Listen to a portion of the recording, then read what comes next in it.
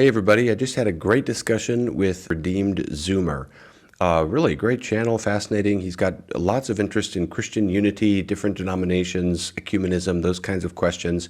We had a great discussion. It was so quick-paced and interesting that I thought, I think people would be interested.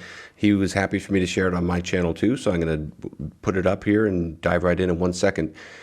I don't think you'll get bored. It was a really interesting discussion. What we got into is the mainline denominations, which is of interest to him and me too. And we were kind of reflecting upon the difference between the mainline denominations and the evangelical churches that have broken away. And in some ways, that split raises larger questions about other kinds of splits within Christianity. So it's a really interesting discussion that I think if you're interested in my channel, you'll definitely not want to miss this discussion. So I'll dive right in, but the one thing I want to do first is give another book recommendation. I always get questions about, what are good resources to read, especially classical Protestant texts. You're always talking about the magisterial Protestants. Well, who specifically, should we read? Here is an awesome resource that just came out from Crossway. It's Stephen Charnock, His Existence and Attributes of God. I'll hold it up so you can see. Brand new edition. It's a little bit of a glare there, but this is just a classic Puritan text, but this is a new edition that has all kinds of cool features. Stephen Charnock, one of the great 17th century Puritan theologians. I've done work on his view of Christ's intercession, and he's just like the Puritans, so theologically rich and penetrating, and at the same time, so devotionally rich. That's what you get in this book. He goes through God's existence and then God's attributes like wisdom, patience, eternity, and so forth, and he just teases them out with incredible devotional richness as well. It's really a feast. This is a new set, 2 volumes, edited by Mark Jones, and it's got each discourse has an introductory summary that explains Charnock's approach, and then there's explanatory comments. There's an updated basically footnotes, so you can tell where Charnock is quoting from in this edition in ways that you can't in earlier ones. It's also got modernized language, so punctuation, spelling, phrases, things like this have been updated. So it really is, if you want to get Charnock, that's the edition to get, and it's a really worthwhile. I really can't commend enough reading these classic texts. You'll find them so helpful. So I'll put a link to that. Check it out in the video description. Without any further ado, here is our discussion. Hope you enjoy.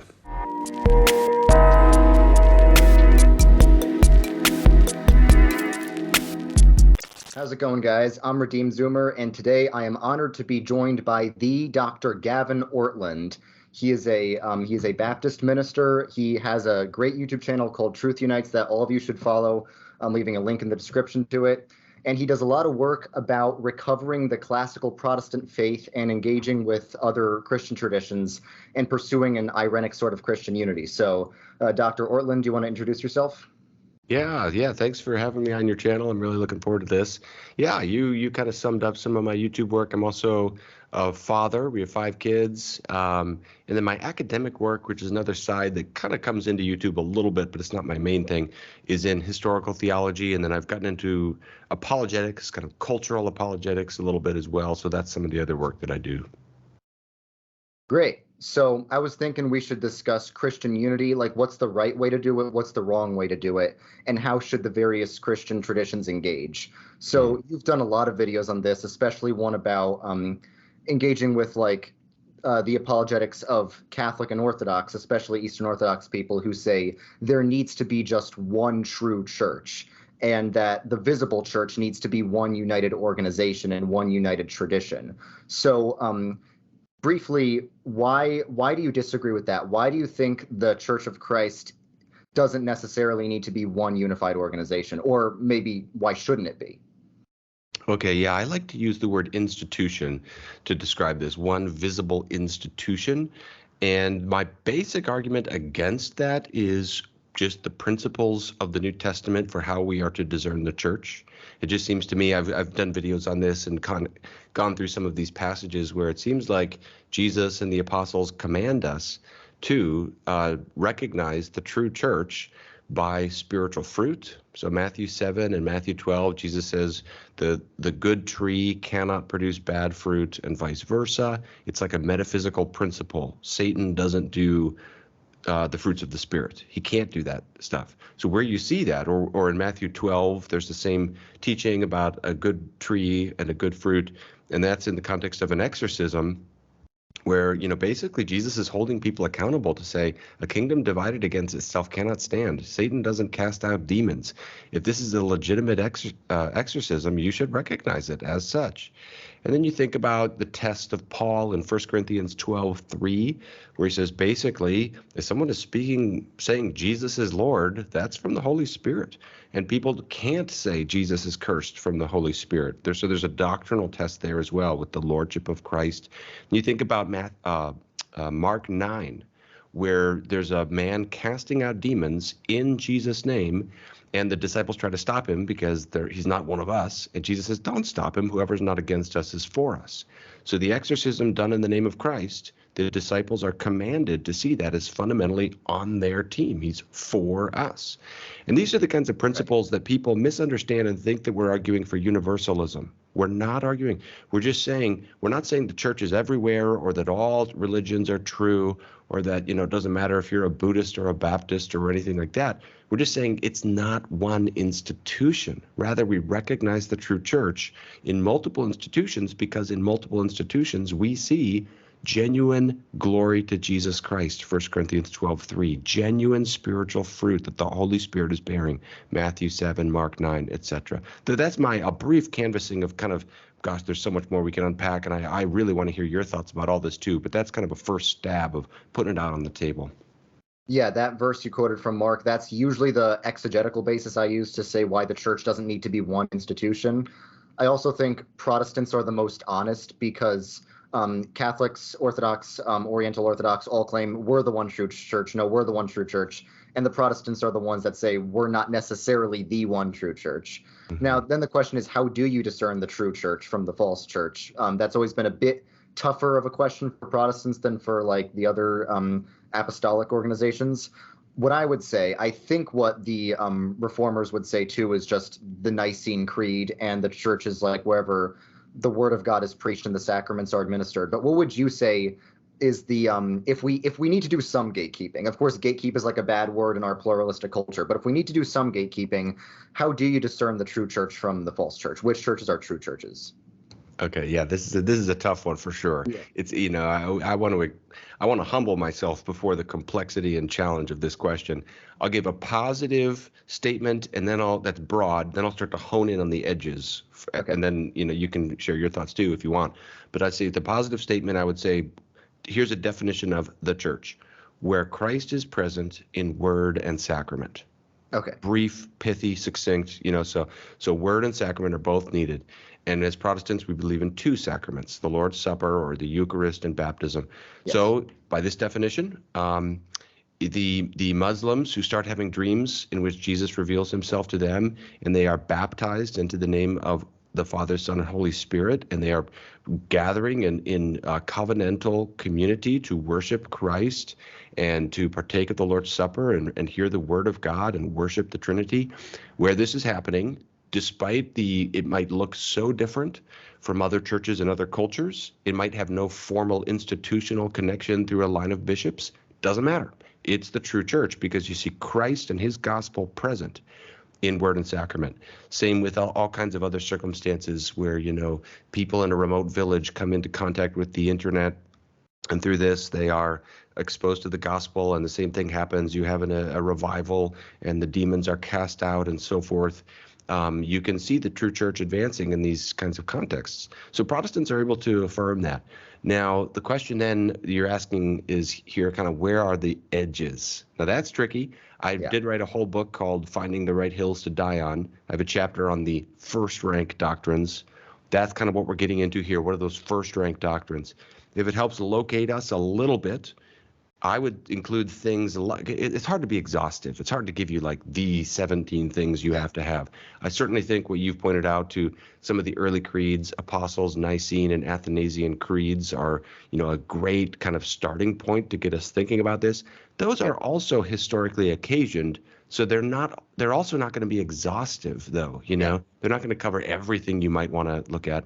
But to give some examples, I would say the Trinity is a cardinal doctrine, because this is the the very identity of God.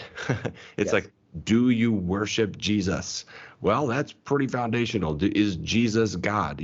So that would distinguish us from saying like a Mormon church, for example, is a part of the one true church, and that's a boundary that different Christians might approach that a little differently, but that I would identify myself as saying, well, that would be a boundary marker there. Yeah. But then if we're including like the major Protestant traditions, all these other things that divide, like baptism or views of church government, those are important, they matter, but they're not demarcating the one true church from a false church or something like that. So I Right. don't know, that's just a kind of an initial stab at that, but I'm happy for us to keep kind of finessing this if you want to keep working through this.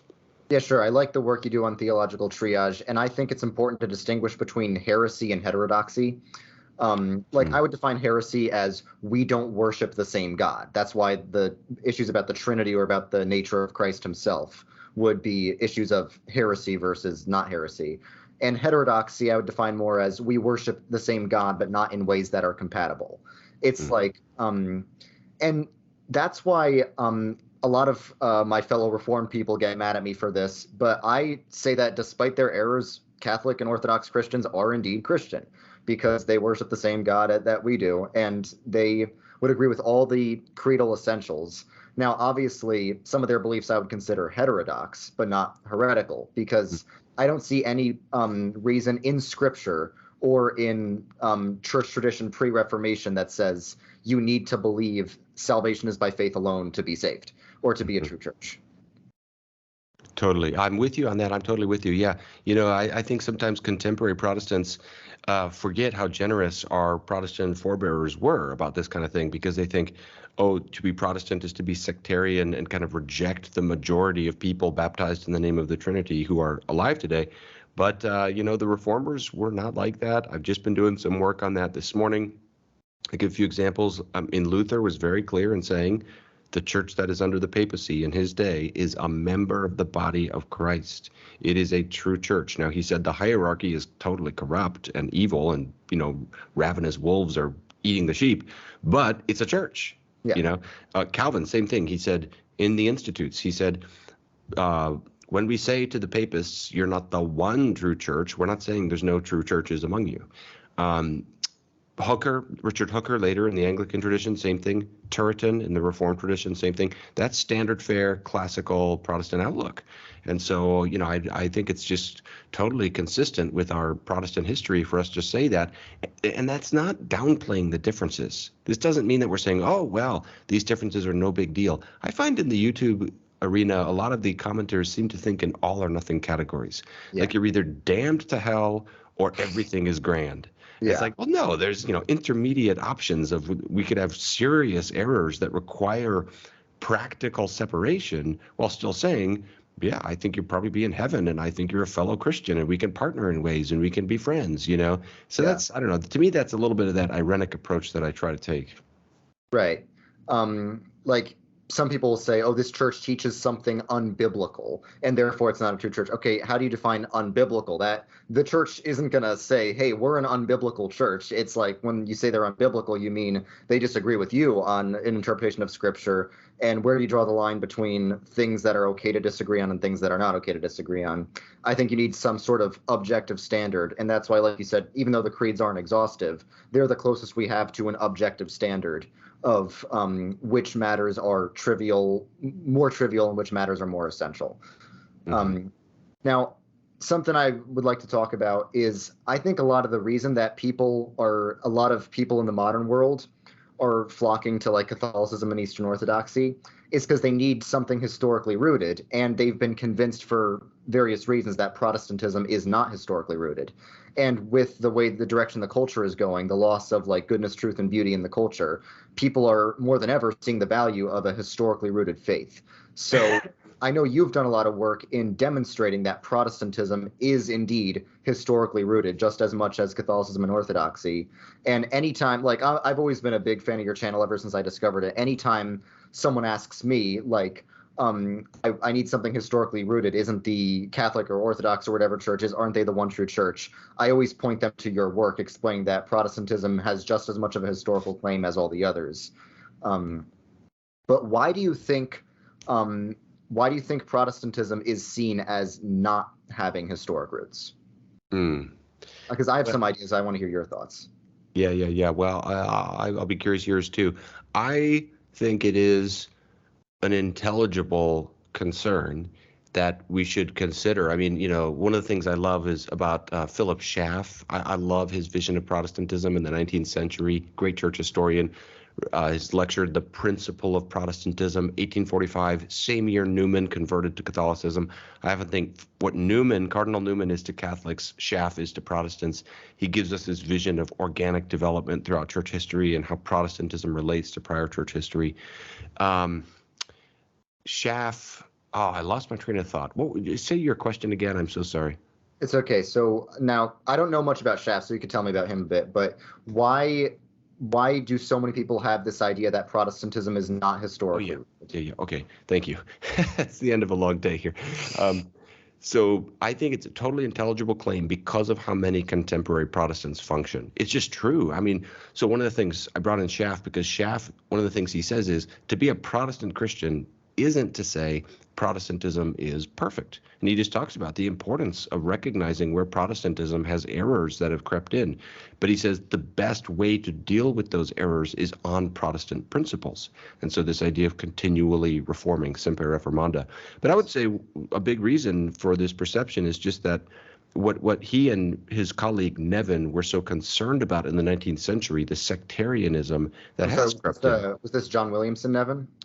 Yeah, I'm trying to think of it. If I can't recall his middle name off the top of my head, but I think so. He and Schaff are often associated. They taught together at a university in Mercersburg. Their Yes, theology is that's the guy. I am a huge fan of John Williamson, Nevin, and his book, The Mystical Presence on the Lord's Supper, just as an that's aside. him. That's Yeah. him. That is so. Anyway, go on. Oh yeah, people have to read these guys. They don't realize I all know. the richness to the Protestant tradition. Nevin and Schaff, they're amazing. They're like I said, I think their theology is often summarized as Mercersburg theology. They're offering a vision of Protestantism that is really robust, and it deals with a lot of these contemporary objections. And like I said, I think he is for Protestants what Newman is for Catholics, this kind of contemporary expression of how this tradition functions in its organic unfolding throughout church history. So I would just say, I think, to answer your question, what Schaff acknowledges there is a reason for this perception, namely, a lot of Protestants have just gone too far. We've responded rightly against errors in one direction, but like so much of human history, a lot, not all, but a lot have just gone too far in the other direction. And I have a great metaphor I want to say at some point about that, but I kind of want to hear your thoughts about this too. Right. So my thoughts, and this is something I've talked about for as long as I've had a platform, is that Protestantism is at a huge disadvantage ever since the confessional Protestants were estranged from their own historic institutions. I'm talking about the mainline Protestant churches. The mainline Protestant churches are the ones with a more direct roots in the Reformation. That's why if you go to like the old historic Protestant church at the center of your town, chances are it's a mainline Protestant church. And for the most part, the mainline churches are not committed to orthodoxy. Now, I am a mainline Protestant. I'm in the Presbyterian Church USA, but my goal is to try and restore it because there's clearly a very big problem with just there's no enforcement of true doctrine. Like they're confessional on paper. Like the Westminster Confession is still one of the PCUSA's confessions, but they don't enforce adherence to it. So most of the Presbyterians who actually do believe the Westminster Confession, or most of the Anglicans that do believe the 39 Articles, are estranged from their respective mainline institutions. So that's why both Catholicism and Orthodoxy have really old, historically rooted institutions that they can claim for their own. But because of most confessional Protestants don't have those to nearly the same extent, it's a lot harder for Protestantism today to claim historic roots. And I always get really annoyed when there's these memes about like, here's a Catholic church, it's beautiful. Here's a Protestant church, it's ugly. It's like, that's not really true. It's more of a old versus new thing rather than a Catholic versus a Protestant thing. Old Baptist churches from the 1900s look like beautiful cathedrals, and modern Catholic churches look like gyms. But the difference is that most of the old Protestant churches are no longer in the hands of confessional Protestants anymore because of the whole mainline evangelical split. So when people see that difference, it's a subconscious signal that makes a lot of people think Protestantism is not historically rooted. And I think if the best way for Protestants to reclaim its historical rootedness is to try and reclaim the mainline church. So what do you think about that? That's fascinating. Well, I would like to make one comment that's not kind of a comprehensive response, but it takes what you're saying, kind of extends a little bit from it. So one of the things you're talking about is the drift from confessionalism. Now, I would want to broaden it even beyond just the mainline, just to in some ways, I almost think of it as even bigger than that, of just a drift away from kind of historically rooted confessional Protestantism, which could even be like in an evangelical context or something like that. But Right. there's so much drift away from that. And the thing that I'd like to say, this is the metaphor from Schaff that struck me, is as Protestants, we can just acknowledge that and say, hey, that's a problem. We need to work at it. And we can address that on Protestant principles. You know, that's one of the things Schaff is saying. Here's a metaphor that he gives or actually he doesn't give this metaphor I thought of when I was reading Schaff. Nice. And it really helped me. So imagine a married couple, okay? Mm-hmm.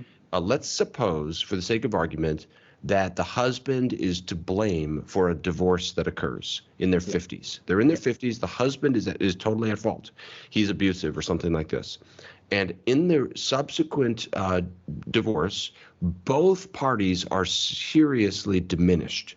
Both of their lives are diminished substantially because of the departure. The husband becomes more socially awkward. He doesn't know how to dress. He forgets his grandkids' birthdays. He's got all kinds of problems.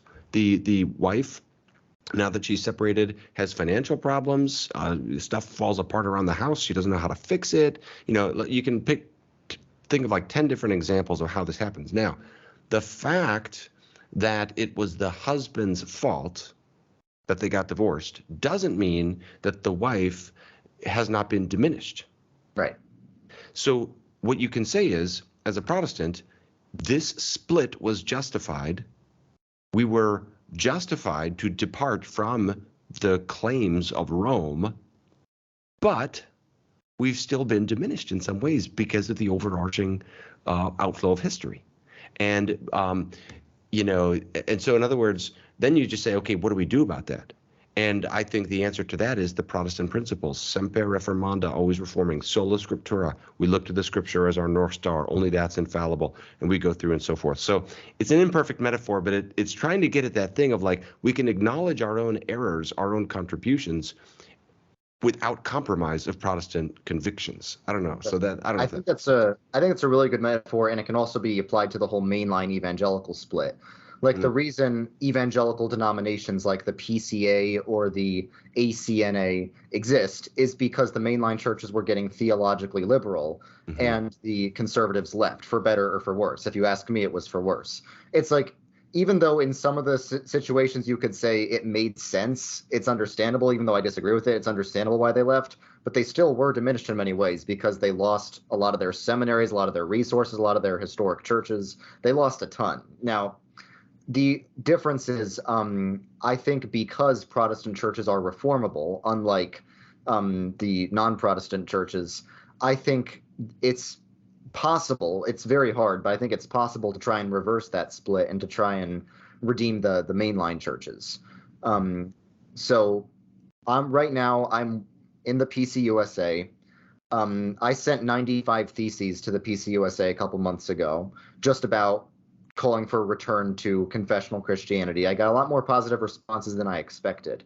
So I think it's possible to redeem the mainline churches, but in order for that to happen, a lot of evangelicals need to be on board. A lot of evangelicals need to be willing to like join these churches that might not be the most comfortable for them to be in, because I feel like a lot of the reason why Protestantism is so fractured is this radical individualism, where people are more concerned with being in an environment where they're as comfortable as possible rather than striving for the kingdom overall.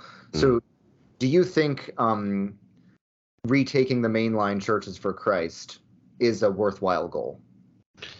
My instinct is that it's always good to tilt in the direction of reforming and remaining rather than separating and starting.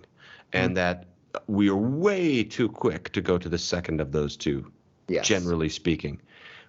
But there are some times where you just have to.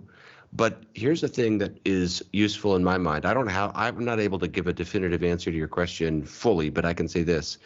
The need for humility, even if and when it is necessary to separate from a more rooted tradition that has a lot of institutional backing, say like a mainline denomination, because I think it's brilliant what you just said about how the same metaphor applies to the mainline and evangelical split. It's so true. But so then even when you get to that final point, it's like just war theory, where it's like it's very rare to actually be a just war. You have to hit all these conditions. But even when you get to that point, you still need humility to know this much. Even where it's justified to depart, that doesn't mean we're not going to make a lot of mistakes as we go. And so that's where you're going to be looking over your shoulder and saying, it's like every revolution, this is true in other outside of the church too, just in human history. It's so easy to kind of swing the pendulum to the opposite side, and you just make all kinds of errors in the opposite direction, So I don't really have a definitive answer to you, but I'm just reflecting out loud, I guess, with you about the need for humility, that whatever you think and whenever you do get to that point where separation is justified, you need to do so with incredible fear and trembling before God, knowing how fallible we all are. Right. I think that what you just said is not just theoretical, it's what actually happened. I'm speaking from a Presbyterian context. So the PCA, for example, the PCA is the largest confessional Presbyterian denomination in America, at least. So they split from the PCUSA in order to uphold the essentials like the salvation by faith alone and the authority of Scripture, which is great. But in departing from the more traditional denomination, I feel like a lot of Presbyterians in these denominations like the PCA don't have a very good understanding of the Reformed tradition anymore. That's why a lot of them in practice don't value the sacraments, don't value church tradition at all, and are just sort of like broad evangelicals who sprinkle water on their babies but don't know why they do that. Yeah. It's a stereotype, but it's what I've seen in a lot of PCA churches. Yeah.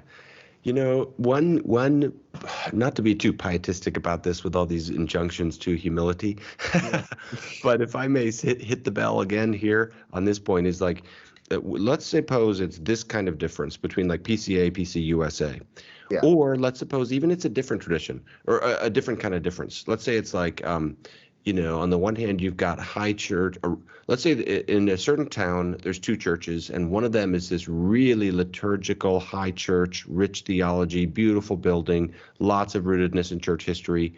And then there's another church that's a church plant, very low church. Now, let's just say for the sake of argument that the low church, it's a non-denom and it's charismatic. Let's just say for the sake of argument, they're doing really good at getting people into the church who wouldn't ordinarily go to church. Like their ministries, their social efforts, their evangelism is so emphasized and so part of their life and so part of their DNA that like people, the whole town is being affected, and Christianity is being introduced to so many parts of the culture from their efforts. Okay, but their worship is a little shallow and theological. Okay, now let's say the high church has really great preaching. They have an internship at their church where they go through the church fathers and they do catechesis, and it's like robust and it's like a seminary in a church. It's amazing. But they're not having as big of an impact. Now, the thing that will happen in our flesh is it'll be so easy for each church to look down on the other. And the high church is going to look down and say, those people are so shallow. And the low church is going to look down on them and say, those people don't care about evangelism. But I think what humility will do is cause us to say, we actually have something to learn from the other. Their flaws are going to be more visible, and it's going to be easy for us to see their flaws. But we have something to learn. So the high church is going to be able to say, you know what? we can learn a thing or two about how to reach our community and get people in the doors of the church and, evangelize. And the low church is going to say, you know what? We need to take some preaching lessons, and we need to learn about liturgy and church history, and then the kingdom of God is strengthened by each learning from the other if that humility is present. That seems to me to be a basic perennial need that I think does dovetail into your comments about where the conservative reactionary groups need to have more humility to learn from the very groups they're departing, even while they criticize. And too often that humility isn't there. Right. I agree with what you're saying, that a lot of times in reality, these high church mainlines and these low church evangelicals have opposite strengths, where one is strong, the other is weak, and vice versa. Mm-hmm. But I think that that's sort of the consequence of this split, the sort of Christianity is a machine. Paul said that the church is a body with many different parts, many different abilities. I feel like it's a machine that's sort of been split in half. And ever since then, it correlates roughly with the decline of Christianity in America. I think both types of those churches you mentioned have important abilities that could influence the culture for Christ, but by themselves, I question their ability to do so like they used to. So if you think of the church as like a pie, and part of the pie is evangelism and connections to universities and hospitals and an intellectual tradition, I feel like what the conservatives did was they took a slice out of the pie. And now the conservatives just have that slice. And now, let's say the slice is evangelism and the authority of Scripture. Let's say it's two slices. And now the mainline churches have everything except those two slices. And in both cases, there's some impotency and some weakness there that I think there needs to be some sort of, ideally, in an idealistic world, a reunification, where they both, like you said, humility and repent of all their flaws and learn from each other. In a more practical world, they both try to learn from each other. That's why in my theses that I sent to my denomination, I said we need to actually learn from evangelicals how to have an impact on people. And on my social media, most of my followers are evangelical. I'm like, yeah, you guys need to be a bit more mainline in your thinking and in your practice. Mm-hmm. Yeah. But how would you say, what do you do? See, the scenario I envisioned is in which the high church, the low church, they're both orthodox. They're both basically evangelical in their theology, in the sense of they believe in the authority of Scripture, they hold to an orthodox view of sexuality. That's kind of what I'm envisioning. Right. What do you do when the pieces of the pie aren't there at all, and the institution you're connected to doesn't even believe in evangelism, because they think evangelism is imperialistic and they think it's domineering, and they think, no, we just need, that does happen. And you get to absolutely. I've seen it. It's hard. What do you do? Well, I still think that everything, when I'm talking about the mainline, I'm talking about the more theologically liberal ones that do not have an orthodox view of sexuality or even the essentials of Christianity. I feel like everything they don't have, the conservative denominations do have, and everything that conservative denominations don't have, the mainline does have. So the conservative denominations, the evangelical denominations, tend to have much more of a passion for evangelism and for influencing the culture for Christ. They have a lot more of a willingness to, but because of their lack of historical rootedness, I would say they have less of an ability to. And for the more liberal mainlines, it's the reverse. Because they're connected to so many universities, because they run food pantries in every single neighborhood, they have a lot more ability to influence the culture for Christ, but a lot less willingness to because of their lack of orthodoxy. Mm-hmm. So I think we need to sort of combine their abilities to have churches that are both able and willing to profoundly influence the culture on a large scale. Yeah. Well, I'm tracking with you, and to me, it's going to take a lot of wisdom along the way to know kind of in your own unique context where you're at, what that looks like. Because I can imagine scenarios in which you're at a relatively conservative mainline church that's open to growing in certain areas, and it's still within orthodoxy, and you're going to be able to work there fruitfully for the good of the Church of Christ. Or Whereas the conservatives want nothing to do with it. They're so sectarian and feisty. They just want to attack other Christians all the time. That I see that kind of thing. But I can imagine another context in which it's sort of the opposite, where the conservatives are saying, hey, we need to learn more. We need to grow. There's all these kinds of movements for theological retrieval, Oh, yes. for Baptists who want to learn liturgy. So they're like, hey, we need to learn and to grow. Whereas the mainline context might be one where the people are saying, like, no, we think you're bigots and we don't want anything to do with you. Right. So Yeah. in that scenario, I feel like it's going to take wisdom to know, okay, what does this look like for me? And to me, it might differ from one context to another. Yeah, it's really hard to do. It will take a lot of wisdom, like you said. Now, I think the best strategy, and what I've been trying to rally up with whatever resources I have, is for those looking for a historically rooted church to move into the more conservative congregations in the main line, knowing that those are going to be the ones that last, because theologically liberal churches always die out.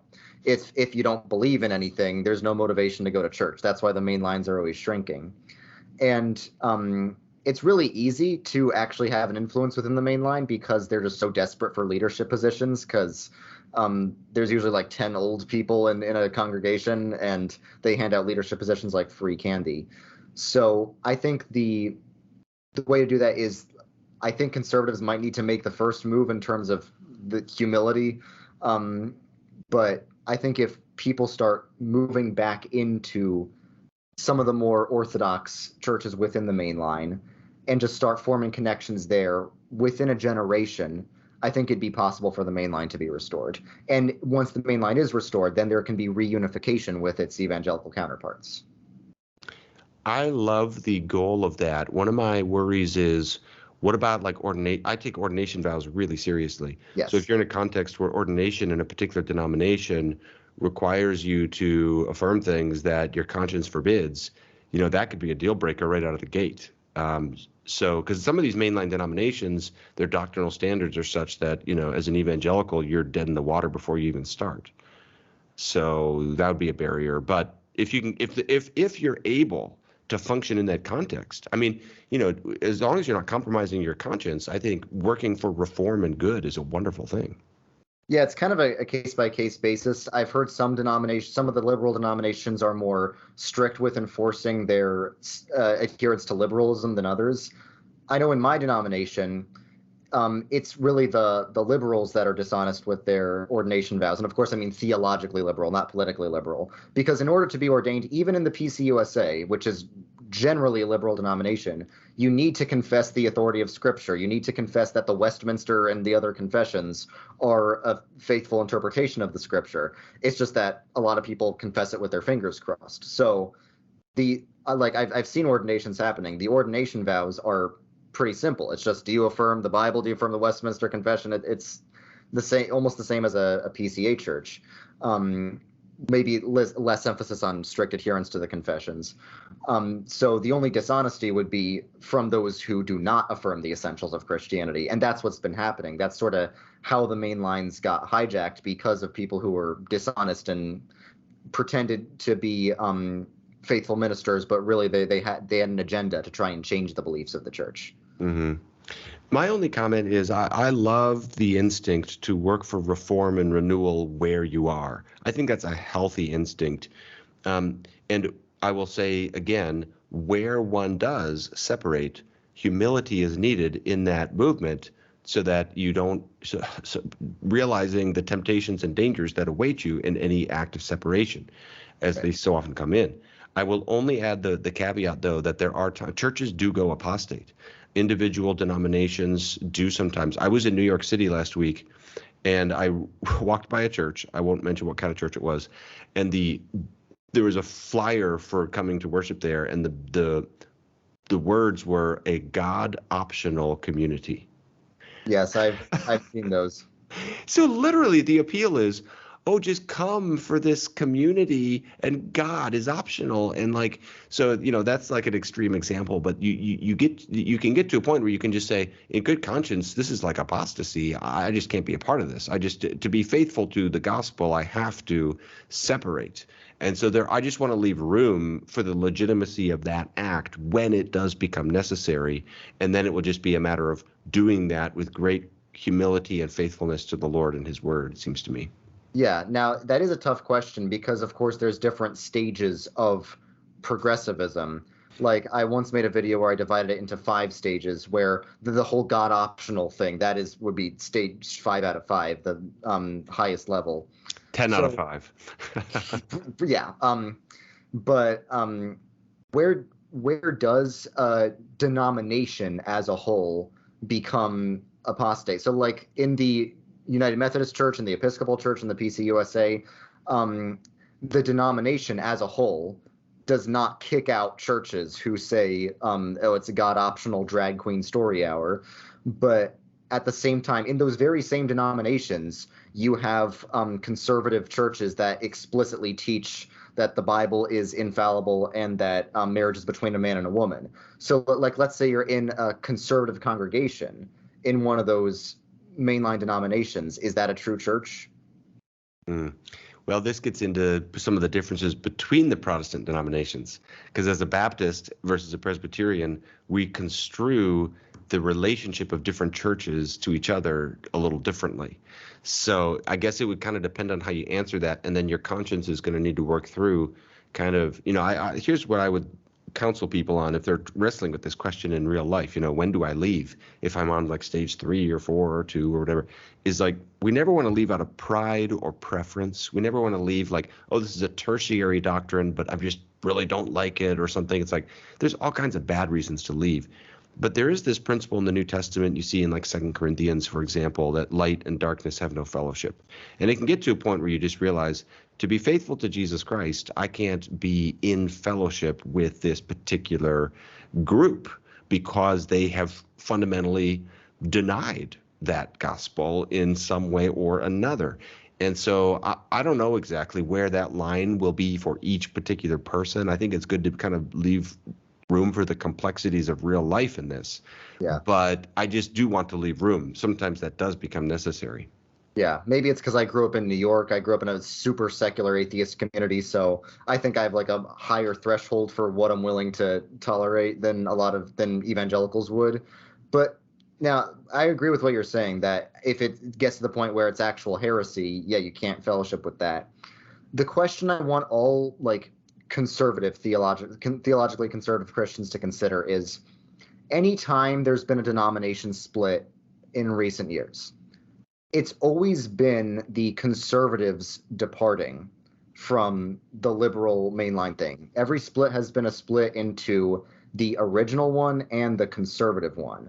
There's basically no examples of liberals splitting off and running away because they don't want to be with the conservatives. Like we always, conservatives always make fun of liberals and say, oh, you're just a bunch of sensitive snowflakes. But in practice, that's not actually what's happened. In practice, every split has been the conservatives leaving. So the question that I think we all need to ponder is, why is that? Mm-hmm. Yeah, that's a good question. Well, I mean, part of that might just be the liberal ethos. Liberals tend to be more kind of inclusive and accepting. And as you put it, there's sometimes, like you mentioned, sometimes they're just desperate for leadership. So they're kind of they're not as distinctive theologically in general, But I don't think that's the only reason. So I think that's a fair question to wrestle with. What this is slightly off topic, but just one parenthetical thought that I do think is worth saying is that sometimes we have an expectation for what kind of church will be real evangelistically effective or will have the best possible cultural reach. And sometimes I'm surprised at the way that plays out. There are some churches that are very low church, but have huge cultural reach and cultural opportunities. Meanwhile, there's lots of churches that are extraordinarily high liturgy, ornate, beautiful architecture, etc., and are unbelievably effective at evangelism. So, I guess I also just want to, qualify my own earlier comments to just leave room for this too, that we can't always anticipate exactly what the strengths and weaknesses will be. Sometimes they're a little surprising. Yeah, definitely.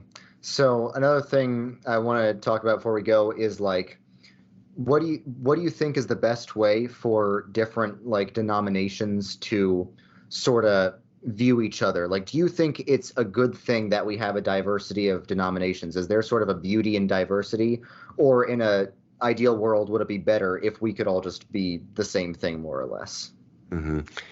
I definitely don't think formal ruptures, which that is part of what denominations are ideal. So, I think we need to acknowledge that in an ideal world, we would have a perfect unity.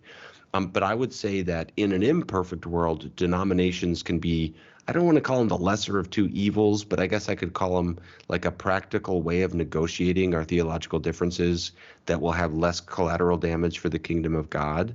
Because what you want is situations where people are not, and here's where we can hold our non-Protestant friends' feet to the fire here, because they've got these statements of saying it's just one institution. I mean, that's in my book I'm working on Protestantism. I send it off to the publisher at the end of this month. I document this in the Eastern Orthodox tradition. That is the universal view to my awareness throughout the medieval tradition, and up until the Confession of Dositheus in the 17th century, basically up until the 19th century, even then it's way majority position. Basically, if you're not Eastern Orthodox, you are damned to hell, zero exceptions, okay? And then you've got magisterial teaching from the Catholics to the same effect at the Council of Florence, in the Unum Sanctum, places like this, where they're saying all the non-Catholics are damned to hell. So like that, I think we kind of need to hold their feet to the fire, because they're going to try to say, oh, no, well, yeah, we're the one true church, but, we don't know where the church isn't, and try to qualify that in all these ways. Those qualifications are modern deviations from the outlook. So lest we get too criticized for having denominations are better than that. Denominations are better than just saying everybody else is not the church and they're all damned, But what the good of denominations is we can follow our conscience and but just recognize and say, we think those other people are wrong in what they're doing, but they're still the church and they're still Christians. We can partner together. So I would say, how do we view each other? I honestly feel in my heart toward noble traditions like the Presbyterian tradition, the Lutheran, the Anglican, etc. Like they're almost like older siblings, They're these honorable things that in my heart I look up to and I feel like, wow, I love this. I reverence this. I honor this. Even where I disagree, I'm learning and I'm listening. And I think just that, this is a simple point, but just to say there should be love. There should be love for other Christians and other traditions. Yeah. Boy, that's simple, but it's important to say because sometimes it's not the way it is. Yeah, I think there's a delicate balance, because I feel like what the evangelical world has tried to do in the past, 30 or 50 years has been to try and remove denominational distinctives and say, oh, we're all just Christian. We're not. But I feel like the result of that has been least common denominator Christianity, lowest common denominator, where it ends up just being a bit anti-intellectual, anti-doctrinal, because they're worried if it gets too doctrinal, then it'll just divide. Mm-hmm. At the same time, a lot of people idolize their own doctrines and will anathematize anyone else. You see that in some of the most conservative, or I would say cage stage reformed parts of the internet, where it's like anyone who's not doesn't follow the Pope John MacArthur is damned. So what I think the best way to do it is every time I see someone start to really appreciate their own distinctive tradition, whether it's Baptist or Lutheran or Methodist, they end up becoming more committed to Christianity as a whole, because they start seeing there's this whole intellectual tradition I just found out about. So how do we I think it'd be better if it was like it used to be, where you'd have a bunch of Presbyterians and a bunch of Methodists and a bunch of Baptists and a bunch of Lutherans, rather than everyone's just Christian, but there's no distinctive. So how do you get people to appreciate their own tradition and other traditions while still maintaining a form of Catholicity and ecumenism? Mm-hmm. Well, I love what you're saying, and to extend from your comments to say that it doesn't mean we downplay our own distinctive tradition. So to value Catholicity doesn't mean that I, as a Baptist, say, oh, well, let's just kind of excise that word Baptist from our vocabulary and not think about the distinctive contributions of Baptists. I can look back at Baptist history and I can look at, John Bunyan's Pilgrim's Progress and say, God has used this book in so many powerful ways, or Adoniram Judson's missionary efforts in China or in India and say, this is so wonderful. But then I can look at the contributions of other traditions like Herman Bavinck and the whole Dutch Reformed tradition. Like, wow, I can learn so much from that. So we don't want to downplay the differences. I mean, I'm with you. That's what my book on triage is trying to do, is trying to simultaneously push forward these two values. On the one hand, unity, but at the same time, this ethos of doctrine matters. We should tremble before the word of God, and we should care. And so, one thing we can do is just what is countercultural now, and that's respectfully argue. Yes. Nobody in our Iron culture. sharpens iron.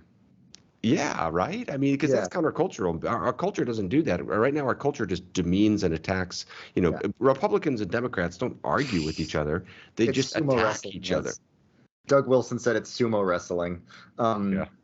So what I like to say is that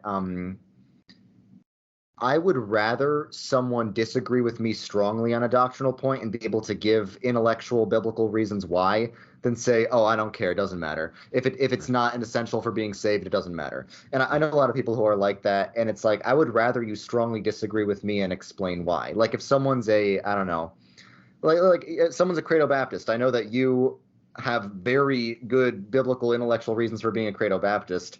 I'd much rather have a discussion about that than someone say, it doesn't matter. The baptism issue is not essential to salvation, so let's just forget about it. And my analogy for that is someone who's like a huge Star Wars nerd will argue a lot over which Star Wars trilogy is better, and they'll be passionate about it. And someone who doesn't care about Star Wars will not bother to argue because they don't care. So the more, of course, this is not always true. I'm not saying argumentative people are the standard. That definitely not.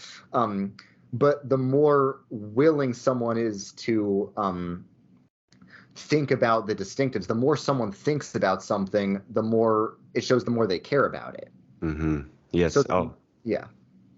Just to agree with you briefly, J. Gresham Machen has a great passage in Christianity and Liberalism where he critiques Luther on the Lord's Supper, but then he says, but way better that Luther had that view than if he had said, oh, this matter is a trifle, let's not worry about it. And he says, indifferentism produces no heroes of the faith. And what I say from that in the book is, better to be wrong than indifferent. Yes. And what Tim Keller always talks about is if you say doctrine and dogma doesn't matter, that's a doctrine, that's a dogma. Mm-hmm. So you can always relativize the relativizers. And I think, because I think iron sharpens iron, I think the best way for Christianity to go forward is, let's start actually going into our respective traditions, even if we have arguments, we'll respectfully argue. I would not want a Methodist pastor to start preaching the 5 points of Calvinism. I know there's some Calvinist Methodists, but I don't know. I would not want a Lutheran pastor to start preaching a spiritual presence view of the Lord's Supper. Then he wouldn't be Lutheran. He wouldn't be honoring his own tradition. Mm-hmm. I wouldn't want a Baptist pastor to, while still being Baptist, to suddenly talk about why the covenant demands infant baptism or something. I don't necessarily want everyone to become Presbyterian. I want everyone first and foremost to be Christian. I also want everyone to be care about being part of intellectual tradition. And I think the traditions will become more intellectually rigorous if they engage with each other in debates, because iron sharpens iron, and all doctrine has developed out of some historical debate, including the Trinity, including salvation by faith alone. It's always questions and debates that arise from those questions that actually cause doctrine to be created. Mm-hmm. I agree with you, but I would also just leave a little space for and it's rare, but if we can come together, that is a good thing. So if people, there are these movements in Protestant churches, in India and elsewhere, where different denominations have been unified and formed basically a merger denomination that's large. So if we're respectfully arguing about our differences, and I don't know, a Methodist and a Presbyterian church are just arguing, and the Holy Spirit is pleased through that argumentation to bring about an agreement, then cool. I mean, that's great, I would say. Yeah. But that should never be compromise. That should never be just be saying, well, let's just because it doesn't matter anymore. So, but it is cool to be open if we can make progress at times. Yeah. Now, agreement is good, and I think it's important to focus on like the creedal essentials that we all agree on.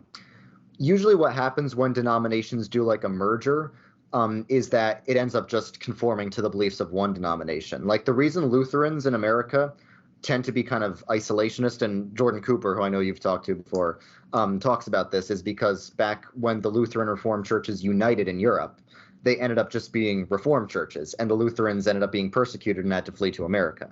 And that's why the American Lutheran churches don't do as much ecumenical dialogue as the other ones, and that's why no one knows what Lutherans believe. They're probably just Catholic Protestants or something. And as a Presbyterian, I understand why Lutherans don't want to unite with Presbyterians because of the history. And a lot of Presbyterians feel the same way Lutherans feel about us, like we feel about some Reformed Baptists, because in like the Gospel Coalition or Ligonier, when Presbyterians and Reformed Baptists have become part of the same organizations, it's ended up becoming like effectively Baptist.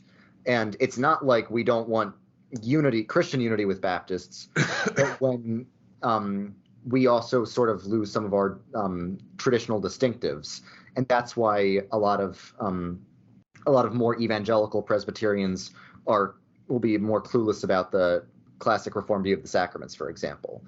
So I agree with you that it's important to have agreement and understand where we have agreement, but also there can be, I'm sure you would already acknowledge this, there can be like danger of if two denominations just unite, it often ends up just becoming like one of them.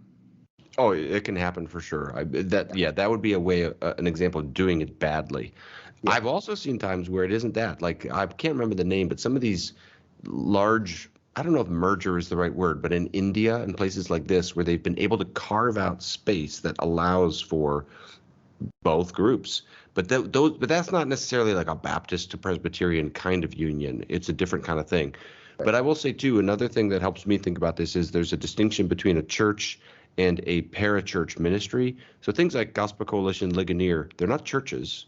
And right. So they don't have, so I think that's healthy to have things like that, where two different churches can partner for social causes. They can go, advocate for something in society together, or for evangelistic purposes. They can go share the gospel together. Like a Presbyterian and a Baptist could go do door-to-door evangelism together.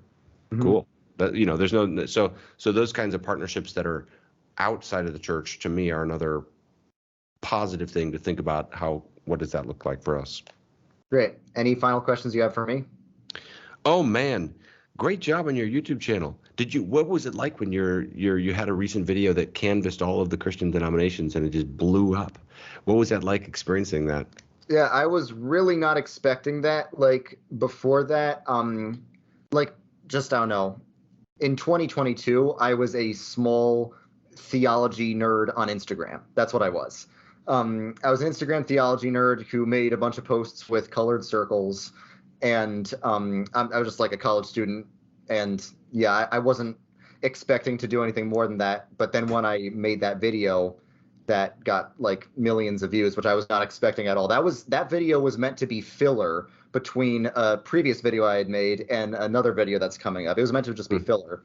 I made it in like just one night after I got home from a flight, but once that happened, I was like, dang, now a lot of people are actually coming to me with questions, and I don't have credentials to like answer them. So that's why I'm having conversations like with you. I want to make some connections with people who do have credentials, because I don't.